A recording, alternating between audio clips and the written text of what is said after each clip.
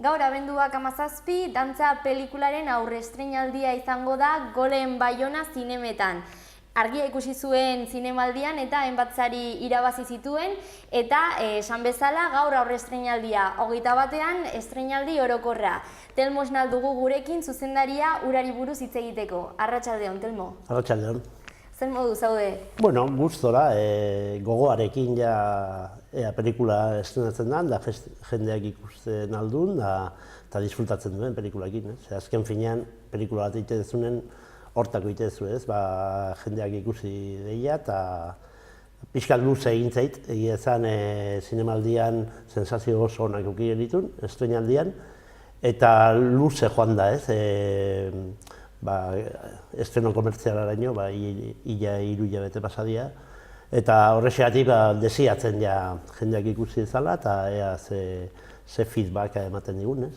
Baina lehendabiziko erreakzio batzuk, sariak hor tartean gainera izan duzu dagoeneko. Bai, egin genuen lehen pasean, zinemaldian, oso polita izan zen, oso hunkigarria, eta jendean nahiko gustolatea zen pelikulatik, eta sensazio horrekin eta eginean ez, baina orain dator jende guztiari erakutsi behar hori, erakuste hori, eta bueno, gaur ere, aber pasea nola juten den Iruñan, eta ea gustatzen den, eta oso hauko azten den, da jendea zinetara hurbiltzen den pelikula ikustea. Hor egongo zara zu gaur? Bai, hala da. Ni eta hainbat dantzari pelikulan parte hartutakoak, zan behar da Iruñako duguna dantzataldeko kide asko egon diala pelikulan parte hartzen, eta lanean baitare ez, antolaketetan, eta bueno, desiatzen berriz ere behaiek ikusteko eta gozatzeko pelikulakin. Izenburuak dioen moduan, dantza hori protagonista dantza da, baina folklore orokorrean konta iguzu? Bai, bueno, egin duguna da, Juan Antonio Urubel zainbat urtetan ibili da dantzak ikertzen eta simbologien atzean dauden hipotesiak lantzen, da nondi datozen, eta nik egin nuena da guzti hori ezagutu ondoren, egin nuen histori bat landu, herri nekazari baten historia, ez? Lurra lantzen da, landatu eskeo arbola ematen da, arbol hori babestuen behar da, frutua emateko, frutua ematen duenen gure kasuan sagarra da, sagarretik sagardua dator, sagardua eragiten duena da festa, eta festa baten harreman pertsonalak hasten dira, ez? Pixkat hori da kontatzen duguna, erabiltzen, lehen esan duten bezala, Juan Antonio Urbeltzek hainbat urtetan egindako lana, ez? Eta dena dantzen bitartez. Gertatzen dana, ikusten joan gehala, edo nik behintzat ikasten joan naiz Juan Antoniorekin, simbologia horiek zer duten atzean, eta badirudi, pelikula hau, guk egin dugu gure dantzekin, baina azkenean simbologia horiek oso antzekoak dira beste hainbat kulturetan, ez? Eta horregatik esaten dugunen pelikula gure ustez unibertsala dela horrexegatik da, ez?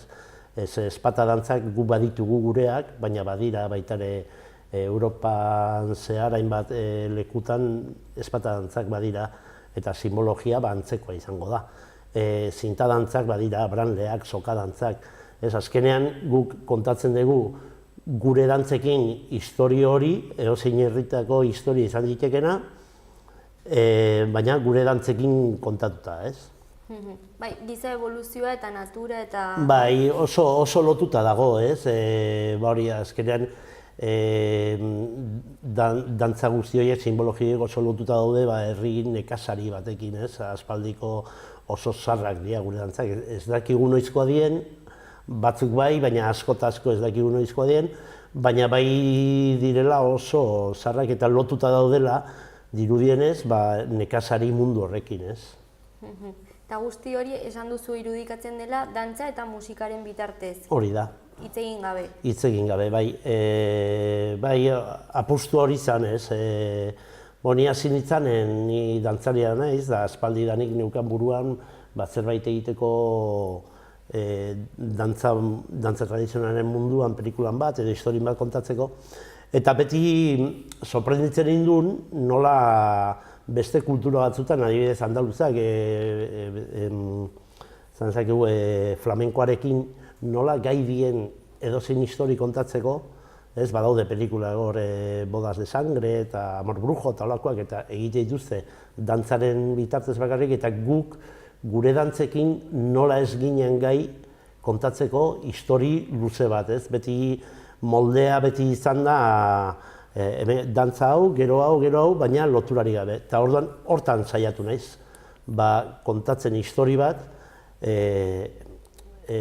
dantzen bitartez. Dantzak hartu, kokatu historiari laguntzen dioten lekuan kokatu, histori hori ulertu arazteko, Aitzindaria orduan euskal kulturari dagokionez? Aitzindaria, ezakit hor dago, baita ere gertatzen da berdina Zalakain Juan Antonio Urbeltzen azkenengo ikuskizunarekin antzeko zerbait gertatzen da, Nik uste, berritzailea dala pelikula arlo askotatik, ze baita ere goituta gaude dantza ikuste deunen leku batetik ikuste. Orduan zinak ematen dizu beste ikuspuntu desberdin batzuk ematen dizu, eta hortaz baliatu naiz baita ere historia kontatzeko. Ez da berdina hemendik ikustea, taula gainen danak, beti ikustezu plano batetik, baina zinak ematen dizu aukera beste plano batzutatik ere ikusteko. Eta gerturatzeko. Hori da. Eta orduan soinua eta irudia oso zainduak, ez?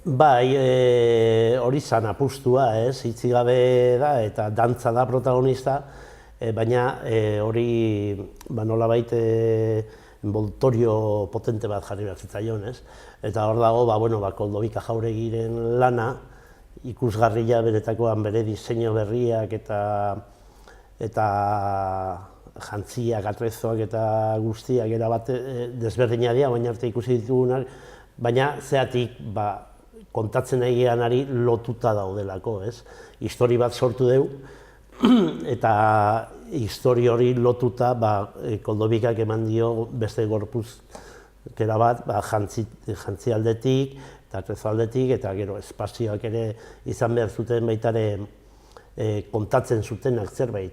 Ez dugu egin, dantza egingo dugu hemen oso politia gatuko dalako lekua gustatzen dugulako baizik eta historiari laguntzen diolako zerbait kontatzeko, guk nahi genuen hori kontatzeko, Gainera, atretzo eta jantzkerari dagokionez, duguna dantzataldea aipatu duzu parte hartzen duela, baina ez dira ohiko dantzariak jantzitak beraien jantziekin soinekoak eta Ez, hori da kontatzen dizuna, Azkenean egin dugu aztertu ze simbologiak dauden dantzaien atzean, kokatu dantzak leku desberdinetan histori hori kontatu ahal izateko eta ikusleak jarrai dezan, eta atzean dauden simbologi horiek aztertu ondoren, gorpuzkera berri bat eman jantzien aldetik, Berdin gertatzen da musikarekin. Musika erabili dugu, normalean ohituta gaude, melodiak eta erabili ditugu, baina eman diogu baita ere zinematografizatu egin ditugu,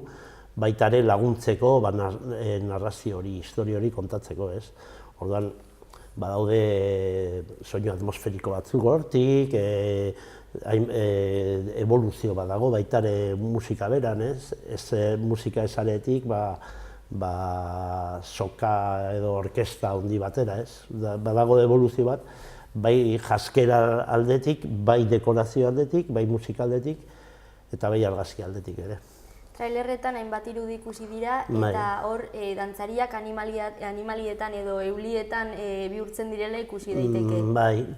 Bai, hau lehen kontatzen nuna, babestu behar da arbola plagetatik, hau da Juan Antonioren ekarpen bat niri oso interesgarri iruditu zitzaidana, eta berak zer ikusten duen espata dantzaren atzean, berak esaten duen bezala espata bi azepzio ditu, espata nabarmena espata da, eta hori denoi guzteu, baina baita ere da espatie da mandaulia, tabanoa azkenean, eta berak esaten duen bezala, berari askoz interesgarriago iruditzen zaio ikustea dantzari tabanoa, tabano bailarin, berak esaten duen bezala, que un guerrero, eta nire horrek asko erakarri duen, ezagutu nuen hori, eta pentsatu nuen hori gorputz hori eman behar zitzaiola, eta orduan Koldobikak ere egin duena da, hori dena jantzi, eta jazten ditu,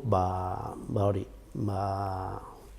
dituzte adar batzuk, badituzte atzean aldak bezala, hegoak bezala, ez?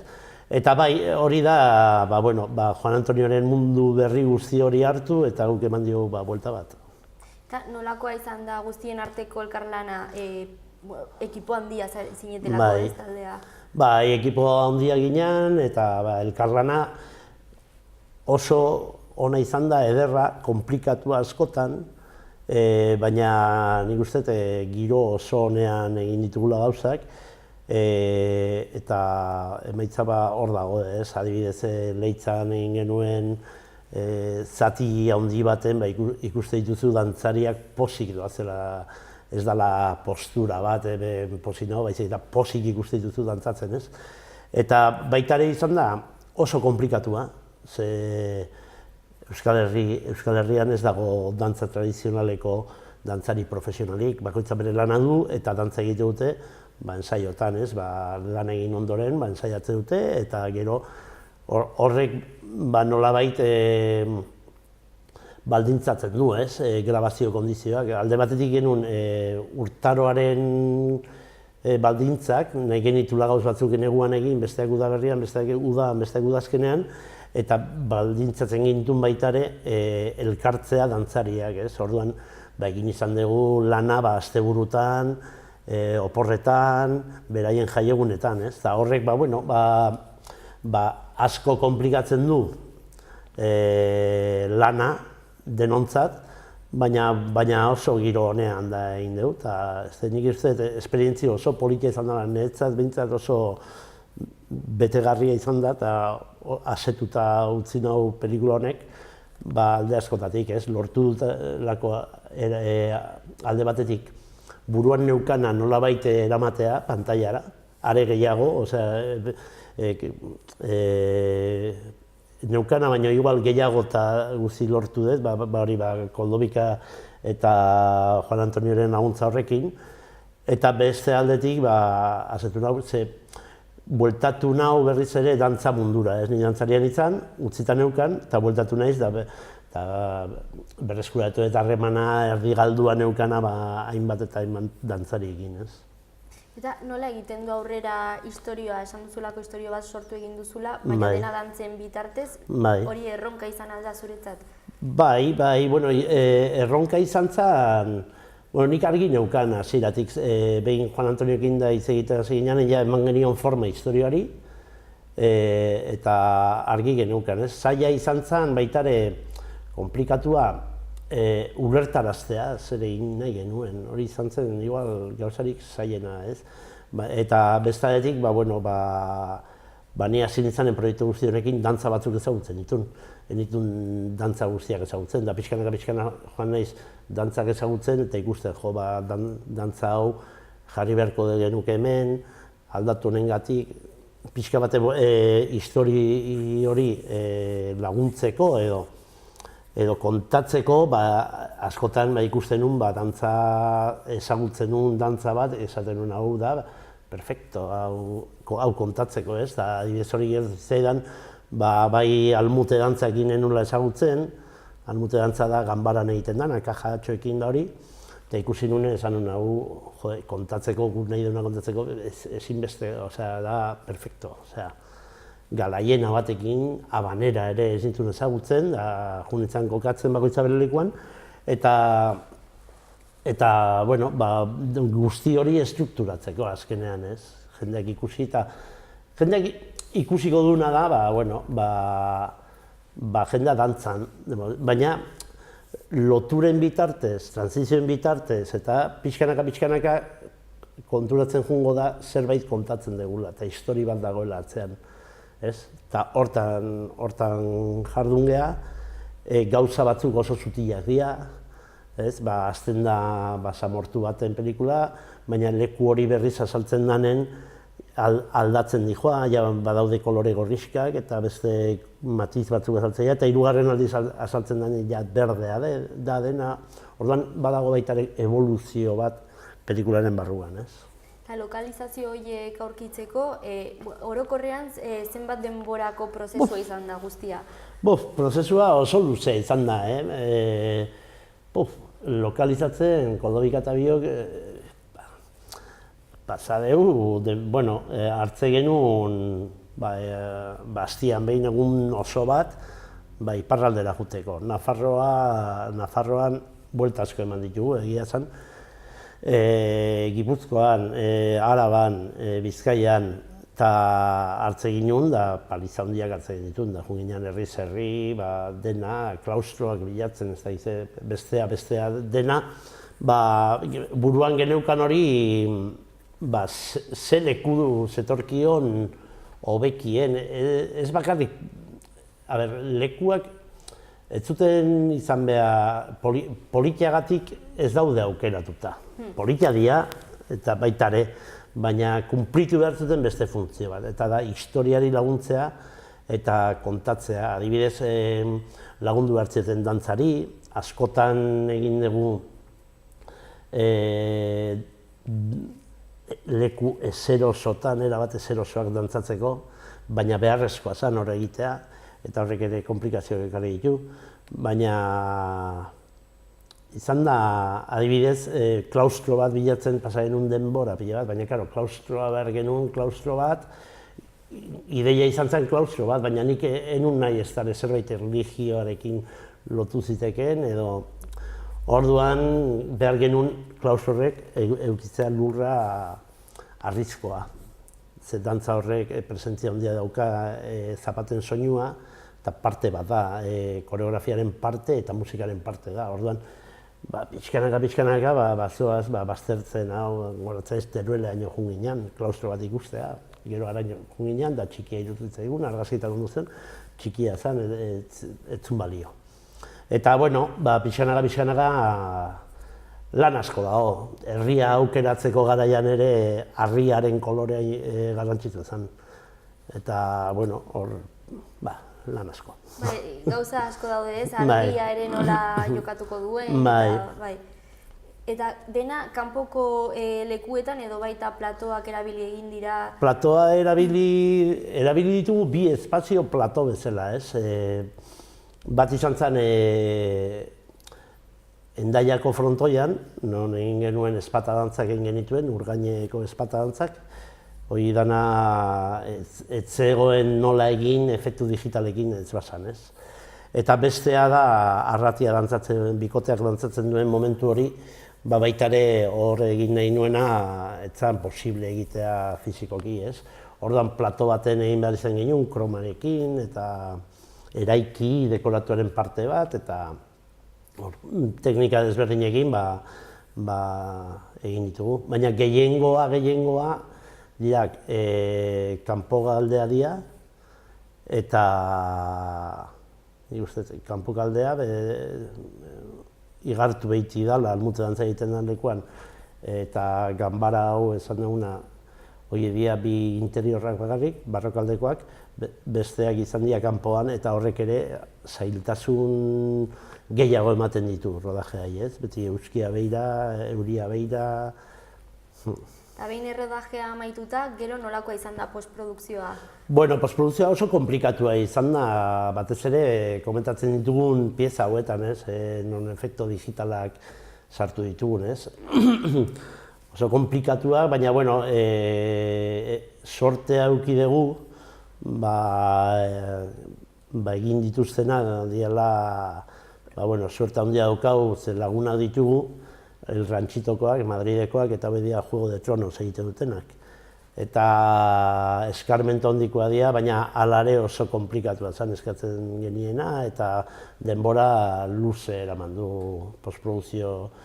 Kontuan eduki behar da, lehen esan dizuten bezala, rodajea zatikatua nola izan zen, behaiek eskatu zigutela egitea pieza hauek komplikatuen azienak hasieran da hasi genitunez. Orduan denbora eduki dute bestea urtebete pasa dugu lehenengo grabazioetik azkenengora. orduan behiek euki dute denbora desente. Undia lantzen, hilabete asko pasa dira, bai.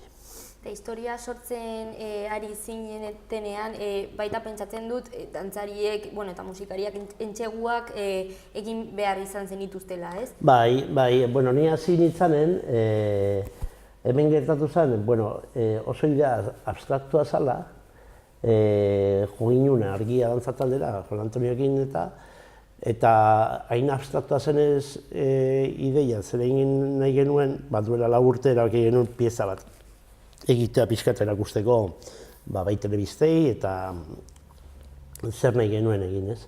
Eta hor hasi ginen, pieza hortarako ja dantzaria presituzten behaiek, ensaio batzuk egin genitun, eta hor ja hasi ginen casting prozeso modukoa, baina casting egin gabe. Inorri ez esan gabe, nik juten ditzen ensaioetat, ikusten un hau, ikusten bestea, eta hor azte ginen pixkat moldatzen zer izango zen, ez? Karo,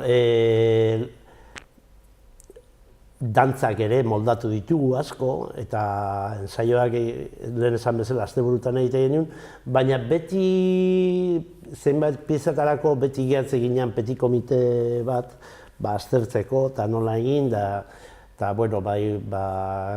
askotan Gari Otamendirekin egiten genuen, ez? Berarekin geratu, frogak egin, da gero bera ja transmititzen zuen. Prozesua oso komplikatu izan da, baina oso politia baita ere. Eta Duguna dantzataldea aukeratu zenuten? Duguna lehen esan dizuten bezala, ez? Dantzakera-gatik, ez? Azkenean nahi genuen Juan Antonioen gana jo nunen pelikula egiteko argi neukan dantzakera mota hori nahi nuela pelikularako, ez? Nire ustez tradizional dantzakera beraiek mantentzen dute, ez? Eta orduan, Juan Antonio argia dantzataldeak egiten du lan, normalean ikuskizun guztietan daude Dugunakoak, daude Maritzulikoak iparraldekoak, Eibarko Kezka, Elgoibarko Aritz, Añorgako Arkaitz, eta dantzari guzti horietan genekien dantzakera, bilatzen genuen dantzakera hortzeola, ez? Baina azkenean ez da nire erabakia, baizik eta argia dantzataldaren erabakia izan da, zein deitu, ez? Leitzarako adibidez jende gehiago behar genuen, baina behar genuen dantzakera hori egiten zutenak, eta orduan beraiek hasi zean mugitzen, orduan izartu zira Bizkaiko Elaia Laikoak uste diala, Gasteizkoak nahiz akordatzen zeizen duten, Beasaindik ere etorri zian jendea, Zaraustik, leku askotatik deitu behar izan genuen, baina izan behar zuten dantzariak denak eta dantzakera espezifiko horrekin. Bai, komplexua prozesua zeratik. Bai. Baina hor daude Global in Progress sail horren sariak etxera eraman zenituztela. Bai, egia da, momentu oso egokian etorri zitzaigula, ez? Nahiko larri genbiltzan bukatzeko nahiko arazokin eta pixkate falta genuen bultzada eman zigun, bai alde ekonomikotik eta baita ere lokal saria ematen duten enpresak Madrikoa dira gehienak. Eta beraientzat ere gure hautatu zutela jakitean hemendik kanpoko enpresa ziala, horrek ere eman zigun ziurtasun hori esateko ulertuko da pelikula edozein lekutan, ez? Eta horrek eman zigun posa eta indar gehiago, ez, jarraitzeko. Eta orduan gaur arratsaldeko hitzordua zer suposatuko du zuretzat? Bueno, niretzat suposatuko du dantzari asko berriz ikustea aspaldiko partez, elkartzea behaiekin, eta suposatzen du azten dela pixka bat gure eskutatik aldentzen pelikula besteen eskuetara iristen da, hori dela azken finean helburua guzti honena, ez? Guk egiten ditugun gauza dira jendearekin konpartitzeko, eta estrenatzez dan bitartean erren zaude, ez? Gaurtik aurrera bizitzartuko pelikulak bere bidea ingo du eta pixkat ikusmina daukat, egia esan ze harrera daukan eta ze bide egiten duen, ez? Baina ni pozez ikusten dut momentu hau eta lehen esan dizuten bezala bat desiatzen nago, ez? Zineta joan deia eta egin detzala bere bizitza eta utzi ja nire burutikat. Bai, eta erantzuna gaur gertutik ikusiko duzu solasaldia sortuko delako, ez? Bai, asmoa hori da, ez, aurkezpen bat ingo dut, nire uste gero solasaldi bat egongo da. Eta solasalditan, beti polita da, entzutea jendeak zer dioen, zer iristen zaion. Normalean zu pelikula bat egiten dezunen eramaten dezu nahi dezun bidetik, baina gero ikuslea bakoitza bere ikuspuntua dauka eta ona izaten da, ze askotan zu konturatzetan gauzetaz jabetzen dira eta polita izaten da ze konkursio bat eratzen dituzten, ez? Nor izango zarete orduan arratsaldean? Nik uste Juan Antonio badatorrela, dantzari batzuk ere izango dira, pentsatzen dut badira, hemen badira bi iruindar kartelean da leku guztietan azaltzen dira, badira Ainara Ranera eta Amaier Irigoyen, baina askoz dantzarik gehiago daude. Zer gertatzen da? Nolabait beraiek egiten dutela pertsonai txiki bat momentu konkretu batian, ez? Eta nolabait zineko gauza nabarmendu berdia eta erabaki ginen, bost pertsona daude egitu dutela pertsonai berezi bat, baina askoz gehiago daude dantzariak Iruñakoak eta ez naiz hasiko esaten, eta baita ere paper handiarekin asko, ez? Asko akordatzen naiz, baina ez naiz hasiko, ze baten bat utziko eta... Bai, beti gertatzen dena, bai.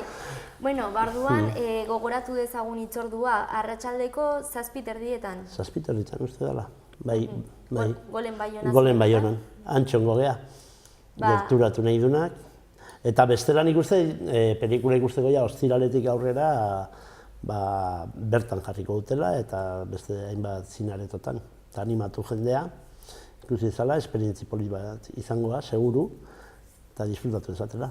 Bai, gainera orain opor garaia etortzen dela, ez? Plan polita. Bai, nik gainera uste pelikula famili guztiarekin ikusteko moduko pelikula dela. Eta askotan betxatzen dugu, aurrak ez dute ulertuko, aurrak ulertzen dute hori eta gehiago. Bai, eta mugimendua da, ez? Bai, azkenean, ikuskizun bat da, ez? Ikuskizun bat, pantalla handian ikusi behar dana, ze pantalla txikian ere, ondo dago, baina galtze dituzu detaile asko, soinu aldetik ere oso landuta dago, efekto sonoro pila baditu, atmosferak nola sortzen ditun, eta esperientzi bat izango da. Animatu. Bai. Mi esker Telmo gurekin izateagatik, eta zinemara joango gara.